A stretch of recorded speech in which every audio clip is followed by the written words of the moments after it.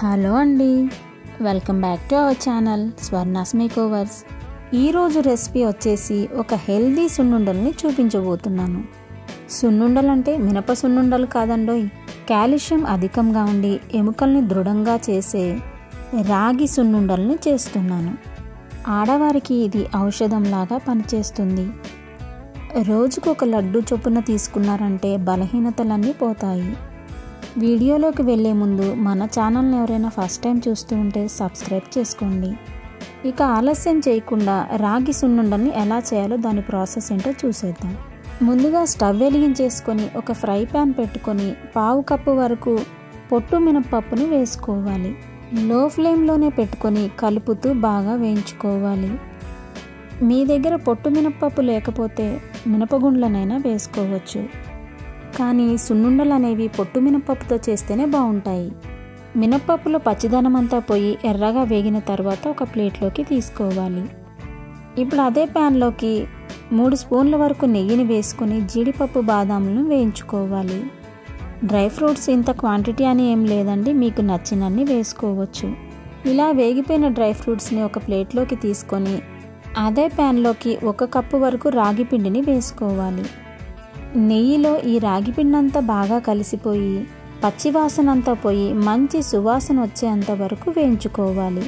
High ఫ్లేమ్లో మాత్రం పెట్టకండి, లో ఫ్లేమ్లోనే పెట్టి బాగా కలుపుతూ వేయించుకోవాలి. నెయ్యిలో రాగి పిండి బాగా వేగిపోయి ఇలా పొడి పొడిగా వస్తుంది. ఇలా వేగిపోయిన తర్వాత స్టవ్ ఆఫ్ చేసేసుకొని బాగా వేగిపోయిన రాగి పిండిని ఒక మిక్సింగ్ బౌల్లోకి వేసుకోవాలి. ఈ రాగి పిండి కాస్త చల్లబడేంత వరకు పక్కన పెట్టేసుకొని మనం ముందుగా వేయించి పెట్టుకున్న మినపప్పు చల్లారిపోయింది. ఇప్పుడు ఒక మిక్సీ జార్లోకి తీసుకొని ఈ లడ్డూలు మంచి సువాసన కోసం 4 యాలకులను వేసుకొని మూత పెట్టి గ్రైండ్ చేసుకోవాలి. గ్రైండ్ చేసిన తర్వాత చూపిస్తున్నాను, ఒకసారి చూడండి. మెత్తగా కాకుండా కాస్త బరకగా ఉండే విధంగా గ్రైండ్ చేసుకోవాలి. ఇలా గ్రైండ్ చేసుకున్న మినపప్పులోకి 1 కప్పు వరకు బెల్లం తురుమును వేసుకొని పల్స్ మోడ్లో గ్రైండ్ చేసుకోవాలి. ఇలా పల్స్ మోడ్లో కాకుండా ఒక్కసారే గ్రైండ్ చేశారంటే ముద్ద కడుతుంది.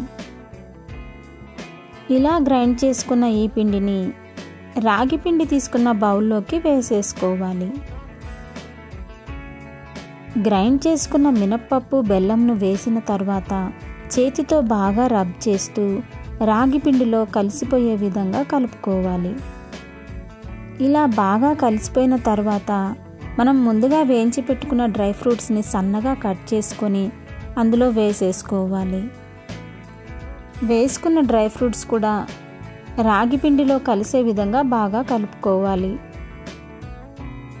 ఇలా పొడిగా ఉంటే లడ్డూ చుట్టడం కష్టమవుతుంది కాబట్టి లడ్డూ బైండింగ్ కోసం ఒక 1/2 కప్పు వరకు నెయ్యిని వేడి చేసుకొని కొద్ది కొద్దిగా వేస్తూ కలుపుకోవాలి. ముందుగా అయితే నేను 2 టేబుల్ స్పూన్ల వరకు వేసి కలిపాను.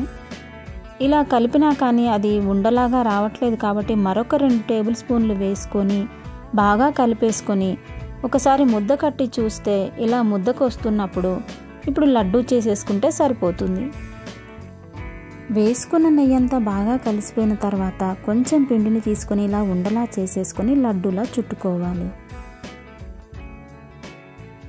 లడ్డూలా చుట్టుకున్నాక చూపిస్తున్నాను చూడండి, ఇలా గట్టిగా ఉంటాయి, ఏ మాత్రం కూడా విరిగిపోవు.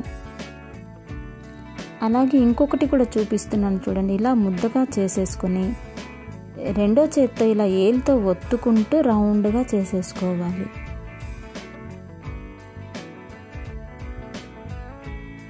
అన్నింటిని కూడా ఇలాగే చేసేసుకొని పెట్టేసుకోవాలి. అంతేనండి, ఎంతో హెల్దీగా ఉండే రాగి సున్నుండలు రెడీ అయిపోయాయి. మినప సున్నుండల కంటే ఏమీ తీసిపోవండి ఈ రాగి సున్నుండలు, అంత బాగా ఉంటాయి. పిల్లలైతే అస్సలు గుర్తుపట్టలేరు, ఇవి సున్నుండలంటే నమ్మేస్తారు కూడా. నెయ్యితో చేసాం కాబట్టి ఫ్లేవర్ కూడా బాగుంటుంది. ఒక్కసారి ఇలా చేసి పెట్టామంటే వారం 10 రోజుల వరకు నిల్వ ఉంటాయి. ఆరోగ్యానికి ఆరోగ్యం, కమ్మదనానికి కమ్మదనం. ఈ రాగి సున్నుండల్ని మీరు కూడా ఒకసారి ట్రై చేసి మీకు ఎలా కుదిరిందో మాకు కామెంట్ చేయండి. మీకు నచ్చినట్లయితే లైక్ చేయటం మాత్రం మర్చిపోకండి.